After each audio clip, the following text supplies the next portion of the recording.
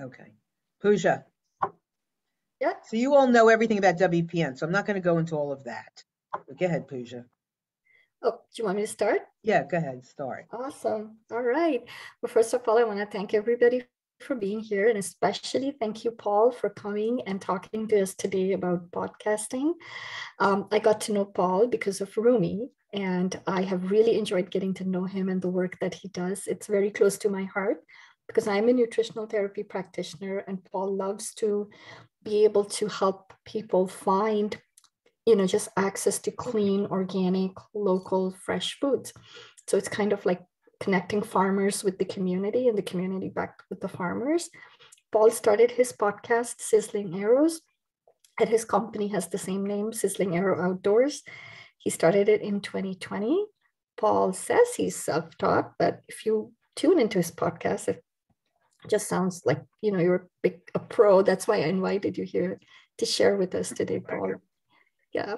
So without further ado, it's over to you.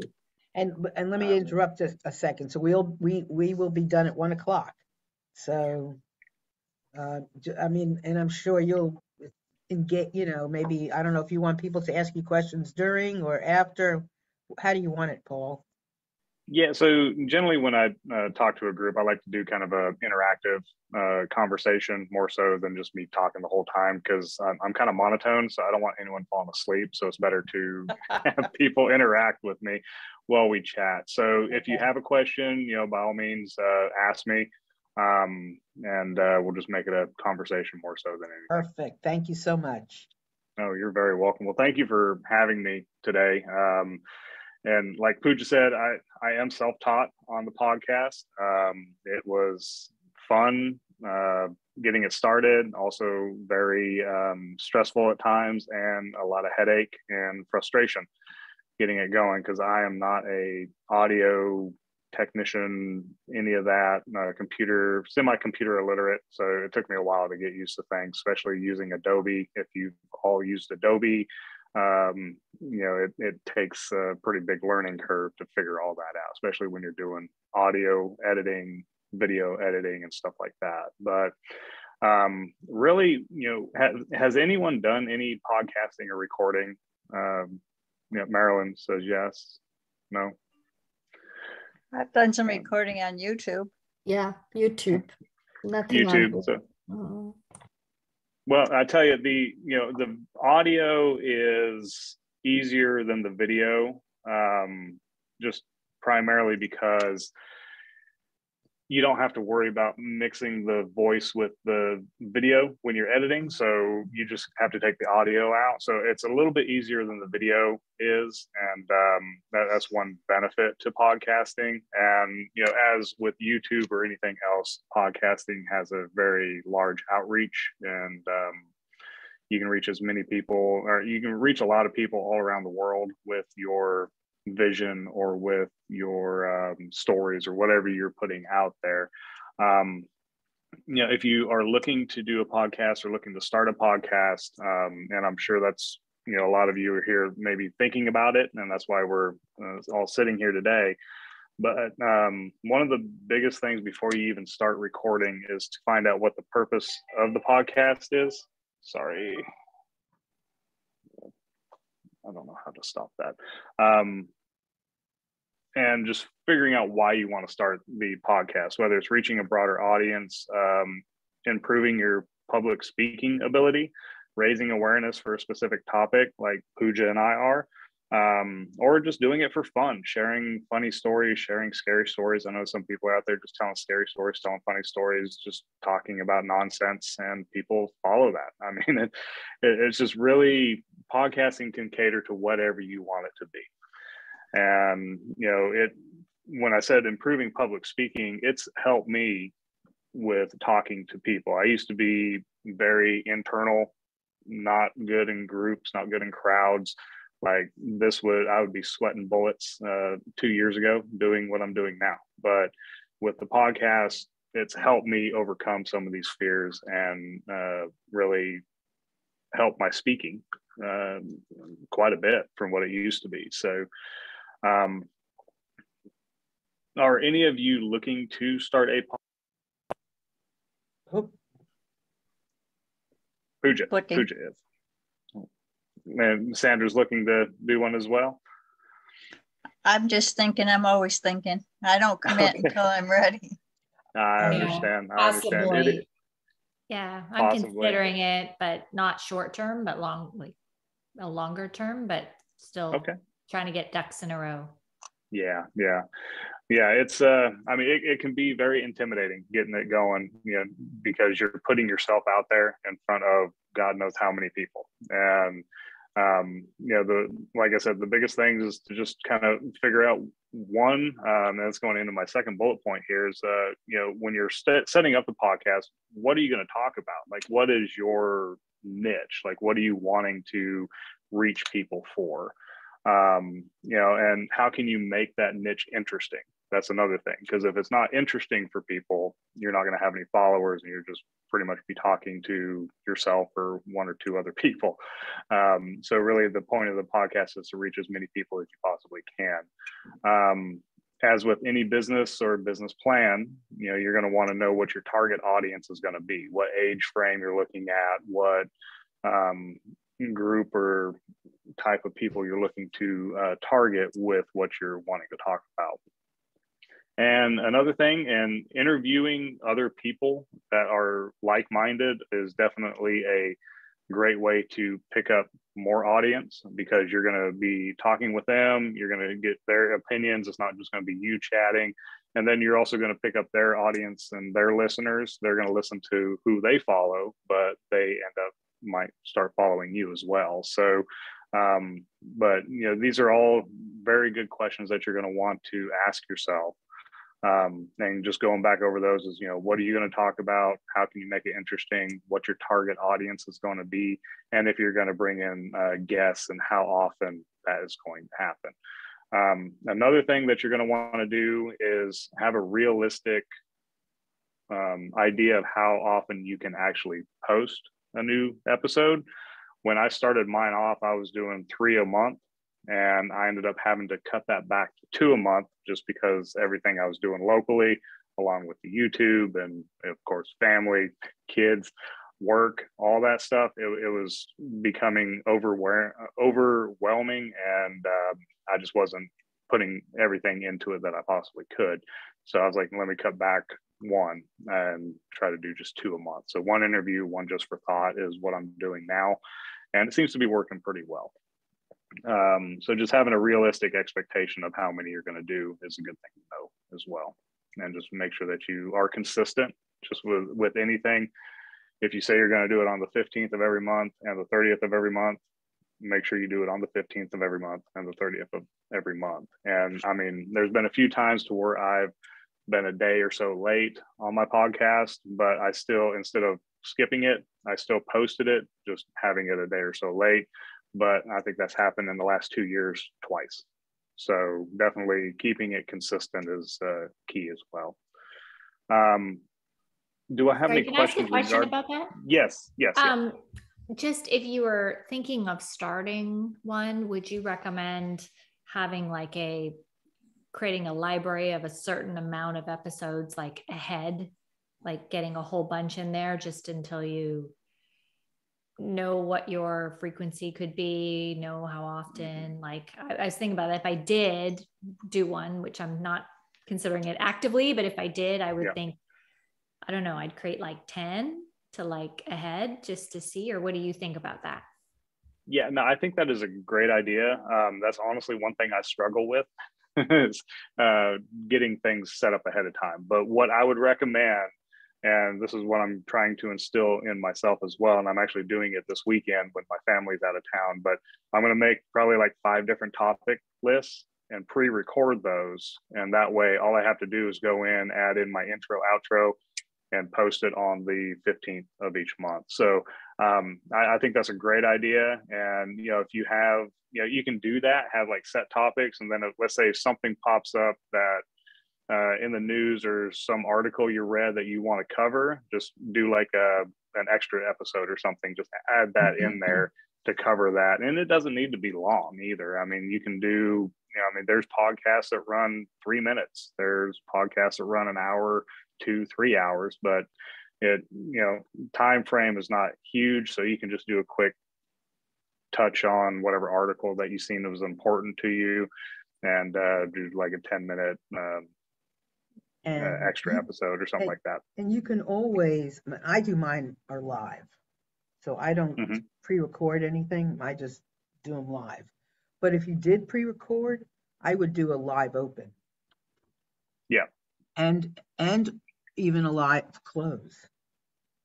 Yeah, those are good. So I was doing the live opens, live closes, and I do that with my interview shows. Most of my interview shows are done like a day or so ahead of time from when I actually post them.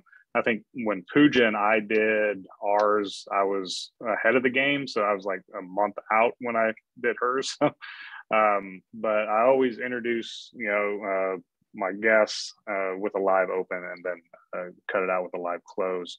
But I actually switched over to a pre-recorded intro, pre-recorded outro, and then I just introduce myself from that. So that's another thing with the podcasting. Instead of having to re-record everything, talking about the company, getting everything about the Instagram review, stuff like that. I put that on a pre-recorded intro and outro, and I had a voice over person do it, so it sounded a little more professional than me doing it every time. Now you can go to Fiverr and get a pre-recorded opening and even close if you want, or an open. You can do an open, a close, and something in the middle. Yep. Yeah. So, I mean, the options are endless. It's just really however you want it to sound and how you want it to come across. And like, if you're doing it live, like Marilyn does, you definitely want to have those live opens and live closes for sure. But if you're doing the pre-recordings, excuse me. Bless you. What do you mean? Sorry, just newbie here. No, you're good. When you say live, what do you versus pre-recorded? What does that mean? So when Marilyn does, and correct me if I'm wrong here, Marilyn, but all yours are video, correct? And you do kind of live feeds with yours? Well, we do the show live. Okay. I mean, we're doing it, it's being broadcasted out. So what I'm saying is, if you don't do it live, if you do it recorded, you could do a live open, then go to the recording. Let's say on YouTube, you can do a live open, then you can do your, then go right to your recorded show, and then end with a live close. Something update, and it's 30 seconds, a minute at the most. It's not long. No, you don't want it's to not do long it at long all. like that. No, so and pretty much your live opens, some that I've done is just, hey, everybody, thank you for joining us today. Appreciate you being here. Few things that are coming up for Sizzlin Arrows. We have our cooking classes coming up in April. If you want more information, shoot me an email, yada, yada. And then now today's episode is such and such, and then we go into the episode. I've got John Smith here with me from X Company. We're going to talk about these topics today. I hope you enjoy the episode. Now let's go in and get into the topics or get into the show or something like that. So you can do it that way. And like I said, I was doing that for a long time. I think about a year and a half. And then I went to the pre-recorded intro and outro with a professional voiceover doing it. So, I mean, it's really up to you. I just got tired of doing my pre-recordings every episode. So I was like, or doing my live recordings every episode. So I just had to go with pre-recording just to save a little time. Okay. And were there any other questions or comments regarding just kind of how to get started? I would also say that once you start doing them you'll feel less and less inhibited to do, to just do it, because you won't worry so much about, I mean, I've been in crazy positions doing it. And sometimes you tell somebody, sometimes your guest is, in a weird spot, So things, things are going to happen. And so it's part of what people like, is that spontaneity kind of thing. So, if you flub, you flub. What's the difference? You can stand up in front of a room talking and flub. Flubbing to me is a good thing. So yeah.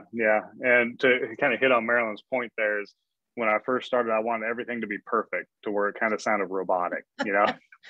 I was like, I was driving myself crazy trying to get rid of all the ums and the uhs and ands and everything. And I mean, I still edit some of that because it just gets really repetitive, but it's, you got to leave it in there. You got to have some realism to your show. And, there's like with the one I did, I finished up a recording before I jumped on here. But there was one thing to where I was talking about calibrating a thermometer, and I called it tempering. And I was like, well, let me take that out because I messed up. And then I tried to do the edit, and then it just didn't sound right. So I was like, I'm just going to leave it in there. I corrected myself. People will catch it, and then someone will probably get a laugh and leave me a comment calling me an idiot. So that it's fine. That's the only time they do is when you've done something wrong. Yeah, exactly. So, and I need more comments anyway. So, but yeah, it's yes. I'm sorry. I have a question. How did you get started? What was your purpose? What gave you the initiative? I want to do a podcast, and what was your subject matter? Yeah. So the reason I wanted to do a podcast, so during the 2020 kind of COVID meat shortage, stuff like that, when there's a lot of people worried about if they were going to have proteins on their tables because they couldn't find chicken, couldn't find beef, couldn't find any of that food. And I had a full freezer full of venison and pork and different proteins. I didn't have to worry about that. And I was like, there's a lot of people that would probably benefit from knowing what I know how to do and knowing the people that I know. And how, so why don't I just take what I know and put it into a company and show people how to, harvest their own animals if they choose to, or connect them with local farmers to where they can purchase whole animals or quarter animals, or go in with their neighbors and support local, bring that money back into our community. So you're getting a win-win there. And then also a lot of the meat that are in the grocery stores is very solutioned and it's messed with, and it's not as healthy as we would like it to be. So really I wanted to, because my background's a chef. I was a chef before I was a bank manager, and I've been a hunter all my life and a fisher and outdoorsman. So I mean, I can teach people how to cook, but I can teach people how to find the proteins, find the local farmers, because I have good relationships with them. But also, if they want to go the next step and go out and actually harvest it themselves and know exactly where that meat's coming from, go through the whole process of bringing it down, butchering it, packaging it, and cooking it, I can show them how to do that too. And it just adds a little more independence for people, and they can have the feeling of, I know how to take care of myself if things do go crazy, and I'm not able to depend on somebody else to give me the produce or meat or whatever it may be. So that was just kind of my thing, is just taking my skills and showing people how to do what I know how to do, and figure if I can help a few people along doing it and having a good time and having fun doing it and meet new people, it's going to be a plus. So to do the podcast, to kind of get back to the original question, I went on a little tangent there, but I started listening to podcasts, like some self-help podcasts, different ones that kind of tell you how to take control of your life and stuff like that. And I was like, this would be really good for what I'm wanting to do, because I can reach more people. I can not just keep it locally, but I can take it worldwide if I get the message out there and make it entertaining. So I decided podcasts would be the best way to kind of get the word out and meet new people. And I've met a lot of great chefs, a lot of great wild game chefs, a lot of great hunters. I've had interviews with people in Ireland, and just it's been a great way to just meet new people. Okay, I have one more question, then I'll be quiet. The rest of the people can talk. And you're fine. So when you do a and this is probably a really dumb question, and I apologize. No dumb questions. When, that's what Marilyn always says. But when you're starting out with a podcast and that, so say, what was the title of your podcast and where did you broadcast it? Is that a dumb question? No, that's not. And actually that is part of one of my bullet points here. So we're going to go into that one right now then, since we have the question. So, all right. So when I started the podcast, my company's named Sizzlin Arrow Outdoors. I was like, okay, well, I want to get my company out there. So let's just name the podcast Sizzlin Arrow. And my first ever episode was Introduction to Sizzlin Arrow. And what I did is I explained what I wanted to accomplish, who I was looking to target, what we were looking to do, and how we were going to help individuals, and just kind of what they could expect. Again, being the first time I've ever recorded anything, being the first time I've done podcasting, wasn't very good on public speaking or anything like that. It's probably a little rocky, and I may have to go back and redo it at some point. But I've just kind of been playing back and forth whether I should keep it the way it is and just let it roll, which more than likely that's what I'll do, or going and just redoing it. But I think I'm just going to keep it the way it is. But I just kept it simple and explained what I was wanting to do. That's really all it was. And then as far as getting it outreached, I go through Buzzsprout. It's a hosting website. There's a couple other podcast hosting websites, but they monetize and send you out to Apple, Spotify, Pandora, iHeartRadio, and pretty much you just have to fill in a few things, do a quick explanation of your podcast, and send in to be approved. And it's pretty quick. I was able to get on most of the big podcast sites within about a day and a half to 2 days. I just want to say something really quick. That first episode you put out is very clear what you're trying. It was a very good episode. So thank you, Pooja. I think you don't have to change it. Like when I was trying to figure out what Sizzling Arrow is about, that one answered all my questions. So awesome. Yeah, so I don't think, and also I put the link to your website in the chat, Sandra, so the podcast also you can see it from there. Yeah. Thanks, Pooja. Thanks, Pooja. Paul, could you talk a little bit more about, like, I didn't really understand that you even need to have your podcast hosted. So okay. Could you, so if you were to just maybe a high level, like if I were to decide I wanted to record a podcast, like what would I need to know? Like soup to nuts, like where would I go to record it? Like, is it something you would do on something like a Loom? And then like, cause I didn't even know that there was this hosting thing. Like I just know from a user, and I use Apple, I'll just go onto the podcast, I flip through and I might search for something, and I know there's a subscribe button. I don't really know if there's an algorithm behind it, if it helps anybody. I don't really know any of that stuff. So if you could just kind of give an overview. Yeah, definitely. Well, the subscribe button definitely helps. it gets us higher on the charts. So those are always good. So I do encourage you, if you enjoy a podcast, to hit the subscribe. It will definitely help the creator.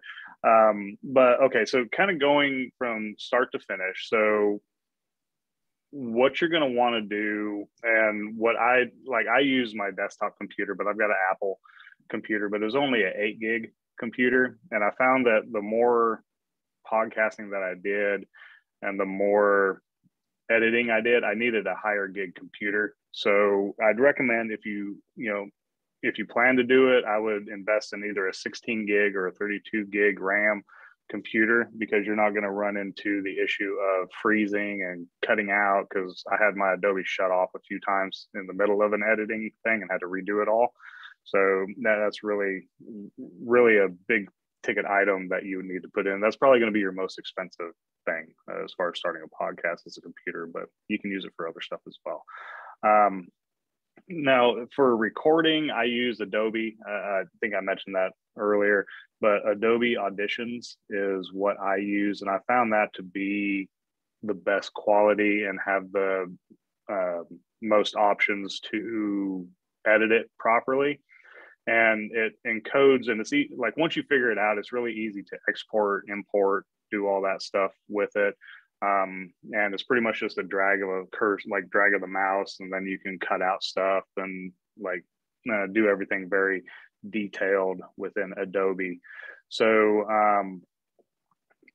the other thing is, as far as hosting, like I said, there's other places that you can use besides Buzzsprout. I use Buzzsprout, and what I did is I just Googled podcast hosting and did a read up on different hosting websites. So what you're going to want to do, and the reason you want to host is, for one, you import your show, your recording, into the host website. And one nice thing about Buzzsprout is it's got a magic mastering option.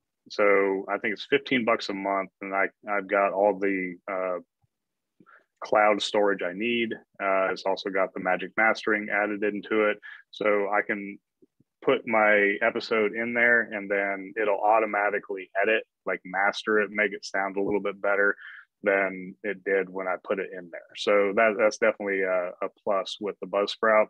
But what Buzzsprout does too is they've got connections through the server that I have no idea how to do, that connects them with Apple, Spotify, and takes that grueling kind of application process that you would have to do individually and sums it up very short and pretty much does all the legwork for you. So, I mean, you could probably get into it without a host, but it's going to take a lot more time and a lot more headache.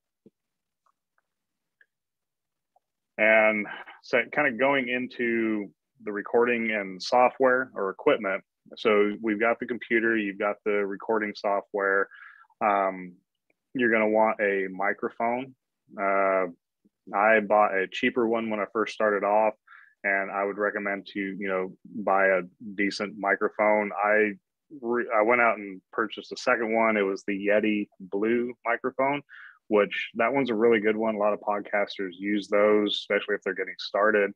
But you've got a part where you can plug in your headphones and you can listen for what you're saying into your headphones, to where if there's any kind of back noise, echo, anything like that, you can catch it and then fix it during the podcast. So another thing I have, you can either get like a little, I want to say it's a noise, I can't remember the name of it. Marilyn, maybe you know the name of it. It's like a little styrofoam thing you can put on top of your microphone, or a little styrofoam circle you put in front of it. Okay. Yeah, I don't use anything like that. And my microphone is an ATR. ATR. Mm-hmm. Okay. Now, how does it do with like clicks and pops and stuff? Does it have a filter in that for? Well, you got to be. I turn mine on when I'm going to talk, and I shut it off. Mm-hmm. And I'm very careful that because we broadcast on Zoom, and then he broadcasts out. I mean, he does some stuff with Skype. So everything you do picks it up. Every sound you make. So if you're interviewing someone, you want to be very quiet, because otherwise your picture's going to be up on the screen instead of somebody else. So you have to just, I just have to be very quiet and very deliberate when I'm moving the button, because it does make noise, the click. Yeah. But I don't know if does yours make noise? Does yours make noise? Mine's pretty sensitive, but I do have the, forgive me, ladies. Is it a noise canceling? Yeah, so it's pretty much, it's a noise canceling. They've got little circle ones you can hook to the thing and put it in front of the microphone. And they've got ones that you can slide over top of the microphone too. So I think some of them are like, I don't know, they call it like mouse skin or something like that. You can put on top of it. Just a noise canceling setup. If you can remind me, Sandra, somebody remind me, I have a whole sheet on the do's and don'ts for a guest, which is the same thing for you.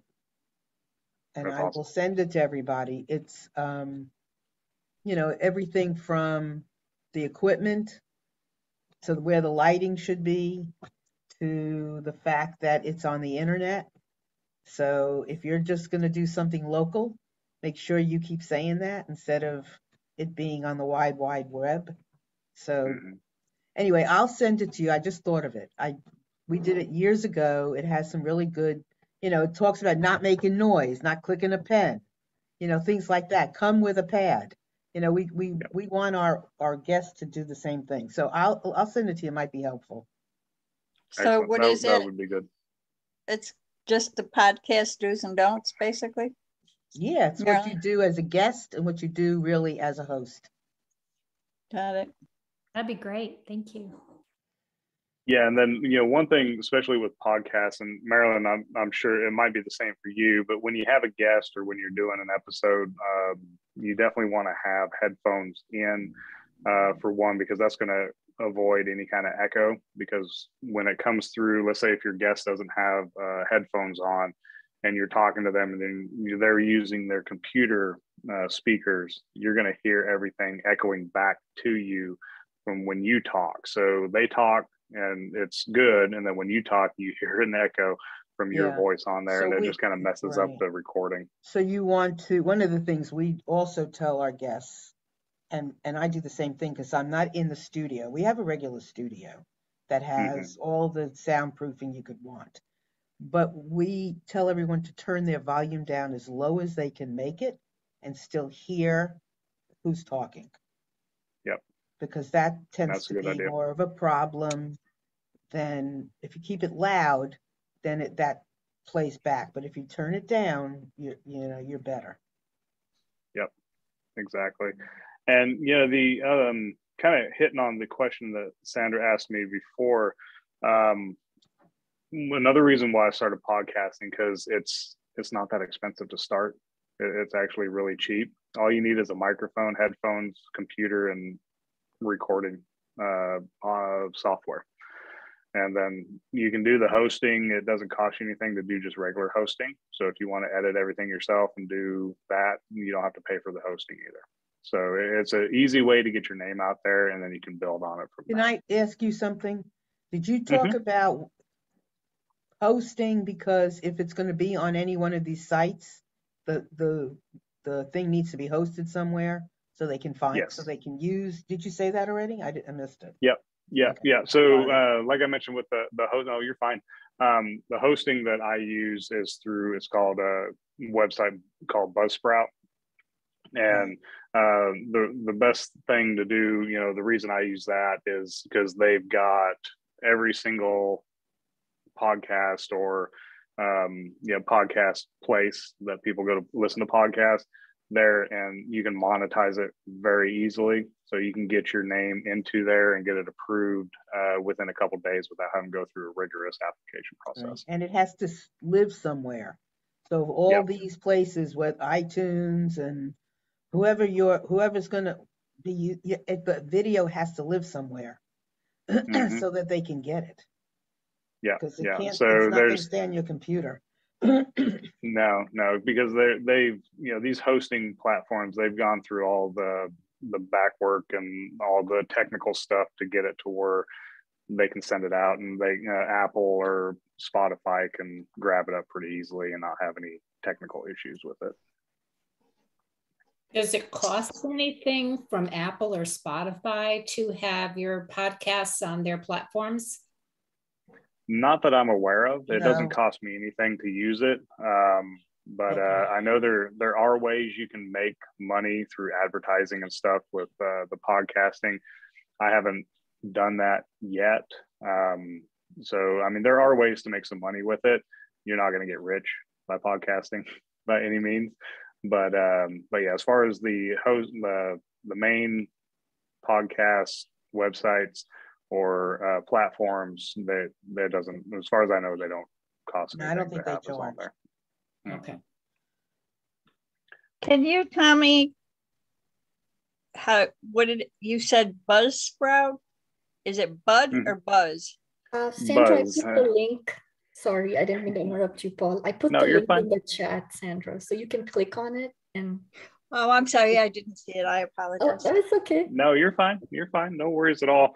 And another thing is if you all have any other questions after this meeting, I believe my email, Pooja put my email and contact information in there. So feel free to email me, give me a call, whatnot. I'm always happy to talk and answer any questions. So That's very kind. That's very kind of you. Thank you. You're welcome. So another thing, and Marilyn kind of hit on this a little bit, is when you're doing your recording, you want to have a nice quiet place to do it. That's another thing that I struggle with, because as soon as I hit the record button, my kids decide to go running around the house. Sounds like a herd of elephants running through there. So I have to stop, tell them to be quiet, start the recording again.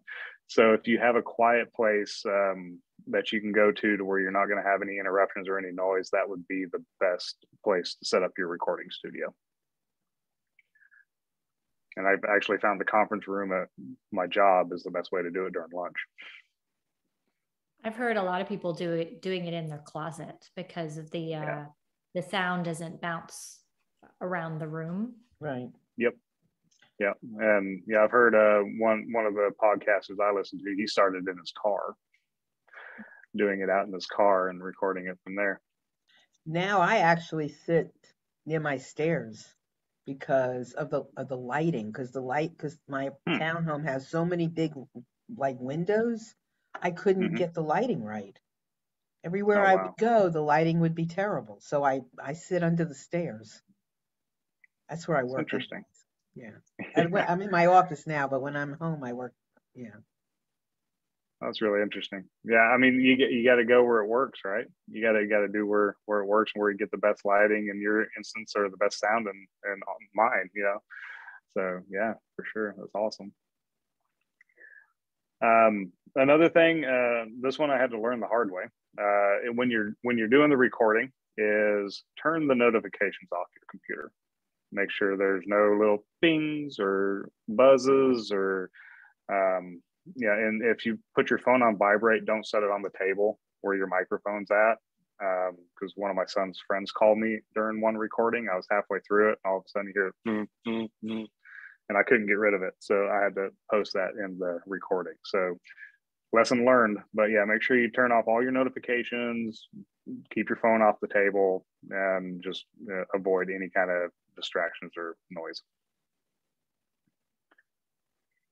I'm trying to see, I'm looking through my things here. I think I hit most of everything that I needed to, because we covered recording equipment, we covered computer, we covered other kinds of equipment and what not to do and what to do. Marilyn, were you? Yeah, I use a ring light in the front, right in the front of me, and it's on a stand. Okay. It's very light, so I move it. I mean, I'm under the stairs, so it's my hallway, so I can't keep it there all the time, but I bring it when I'm going to do the show, because you want the light in front of you, not behind you. Of course. So just so that, and it's cheap, huh? Yeah, they're inexpensive. I was just going to say they're inexpensive, and they fold up, so you can take them anywhere. So they just break down and fold up. Yeah, so they're cheap. Right. Yeah. So I got mine on Amazon, where I get everything. Yeah. That's where most of my equipment came from as well too. But if I don't have to go out and get it, and they can get it sent to the house, that's even better. Yeah, my dog loves Amazon. Yeah. So, well, do we have any questions regarding kind of what the podcast is? If there's anything that you don't take call-ins or anybody chatting with you during the show, because you're recorded.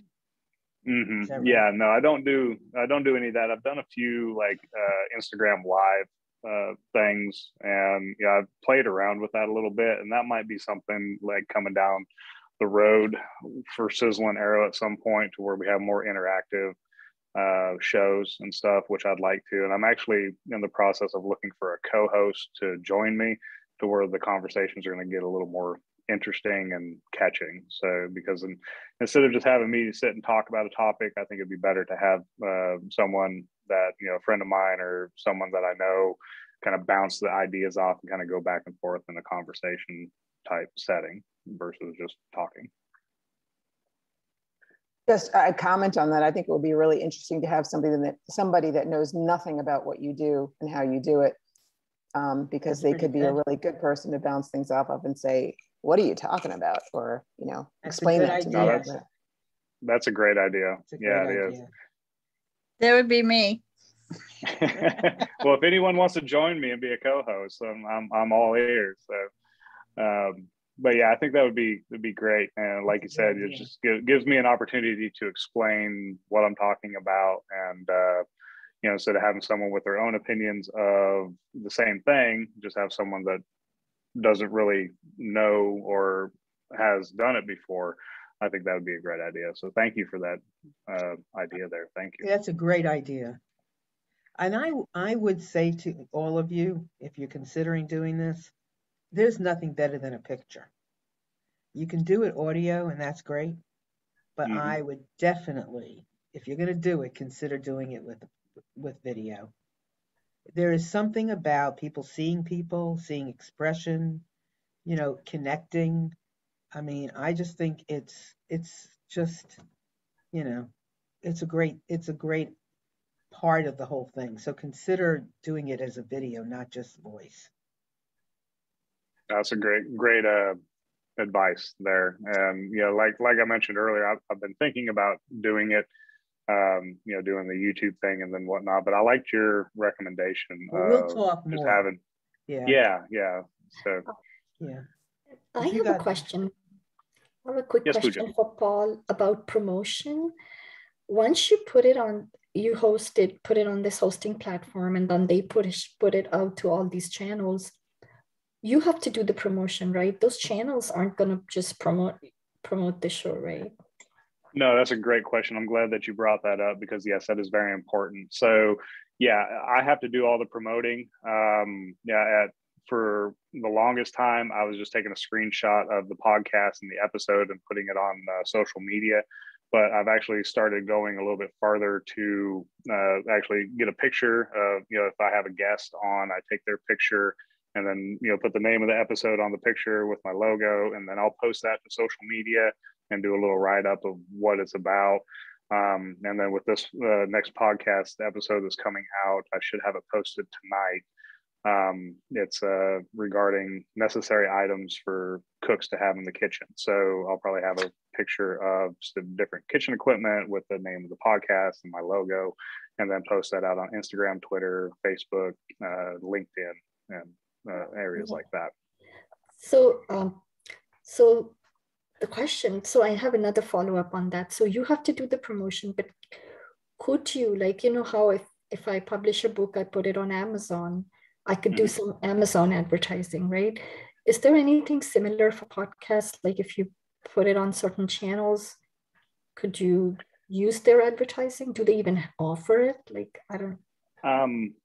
If they do, I don't know about it. Okay. I haven't seen anything to where you can actually advertise your podcast on the podcasting platforms, but I mean, it could be out there. I just haven't really dug into it to find out. Yeah, sure. I'm trying to think also. I haven't, we always just did it on social media, a similar way. Here's your wife, a similar way, but I don't think so. I don't know if anybody can, I mean, there are I don't know. That's a good question. Maybe you could find out and tell us. I'm wondering if you don't pay for where your podcast comes up on the list when it's when it's searched on, when the topic is searched on, there might be something there. Yeah. It definitely could be. And, you know, I'm sure if you pay them a good dollar, you know, they'll put you up a little bit higher on there. And, you know, to go back to the subscribe conversation we had earlier, you know, the more subscribers you have, the more followings you have, that'll get you up into the top charts of the podcast platforms. But getting to that point, of course, you have to get out and market and let people know about it. And interview shows are a great way to do that too. So one of the things when I'm looking for guests on my show, I look for guests that, of course, have the same kind of interests that I've got or following the same lines of business that I do, just to get their opinions and expert advice, but also look at the amount of followers they have. And then, once we finish up with the podcast, I'll send them a link and they can post it to their social media sites and pass it along to their listeners as well. And so YouTube is like the home of podcasts, basically, a lot of them. So you can pay, you got to get a high subscriptions for people to start to monetize your YouTube channel. Yeah. And I think you have to get like 1,000 followers or something like that. That. So you got to get up to 1,000s before you can start doing that. We're working on it. It's not going very quick, but we're working on it.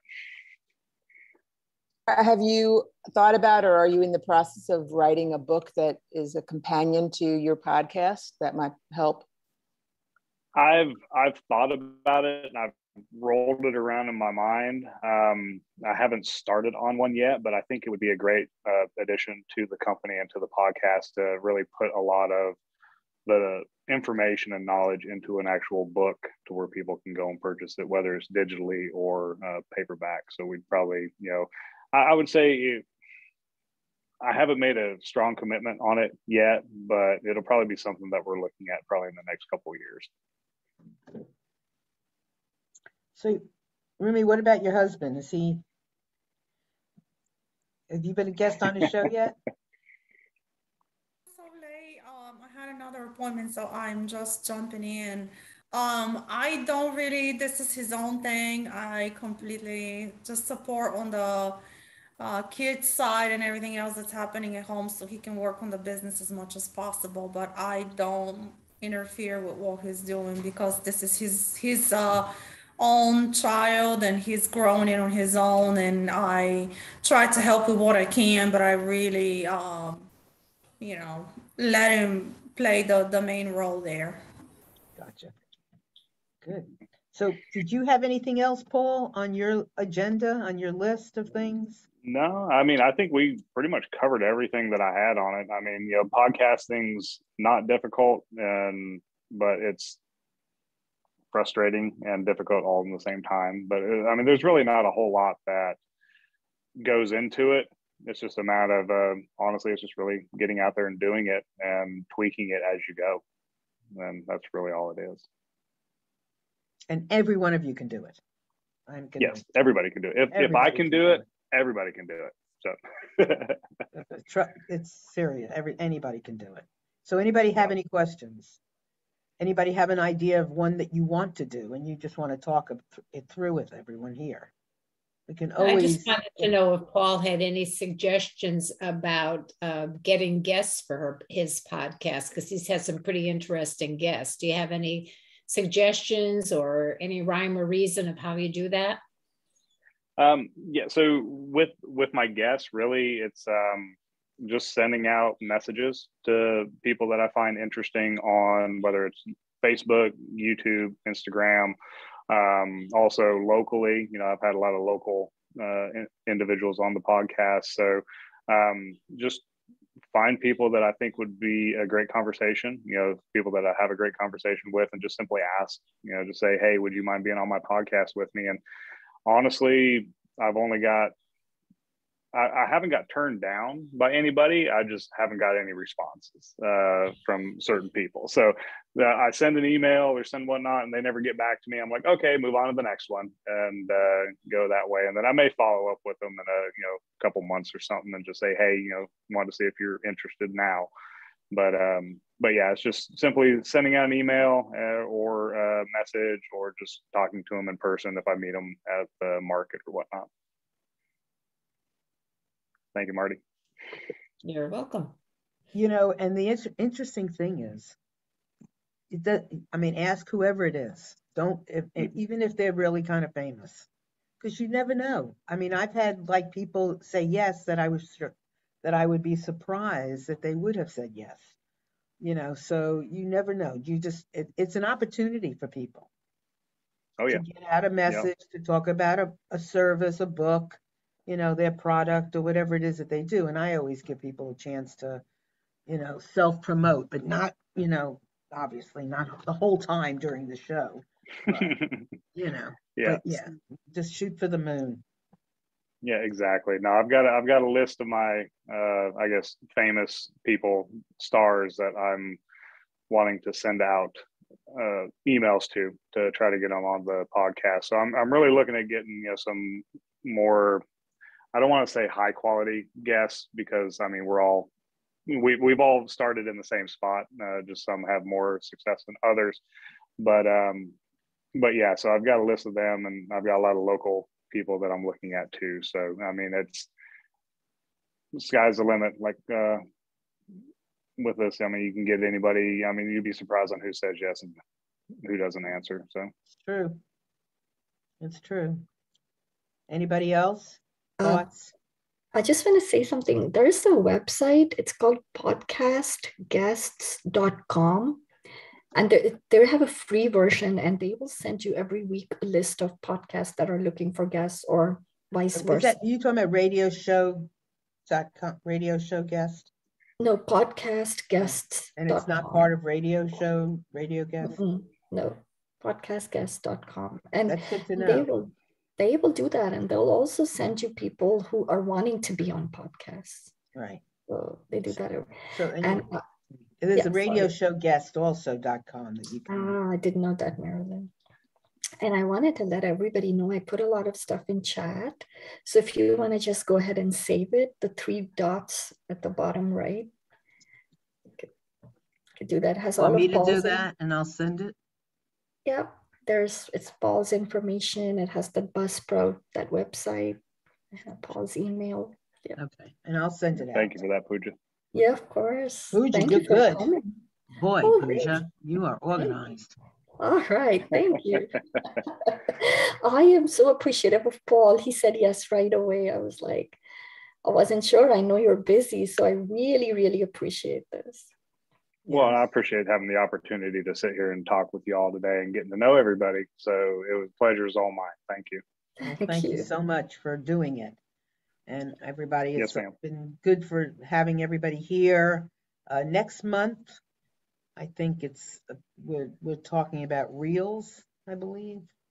And then in April, we have our first quarterly event. Yeah. All of these obviously will be coming out on emails and during Eventbrite and all that kind of stuff. If anybody has any questions about anything, let us know. And anybody? No. All right, Paul, I got some stuff for you. Thank you. I'm going to be sending you some. That. And if anybody has any questions, please feel free. And then I'm going to send you the sheet that I have. It was done a long time ago, so overlook some of the stuff, but some of it will give you some help. It's pretty broken down, easy. Okay. Yeah. Every little bit of help I can get is best. So. Well, it's good to we all need it. Yeah, that's why we do these things. Yes, ma'am. Pooja, thanks for doing all this. Oh no, thank you, everybody. Everyone. Yeah. All right, see you all. Thank you. Thanks, Paul. Take care. Bye. Thanks, Paul. Bye all. Bye. You're welcome. Bye bye.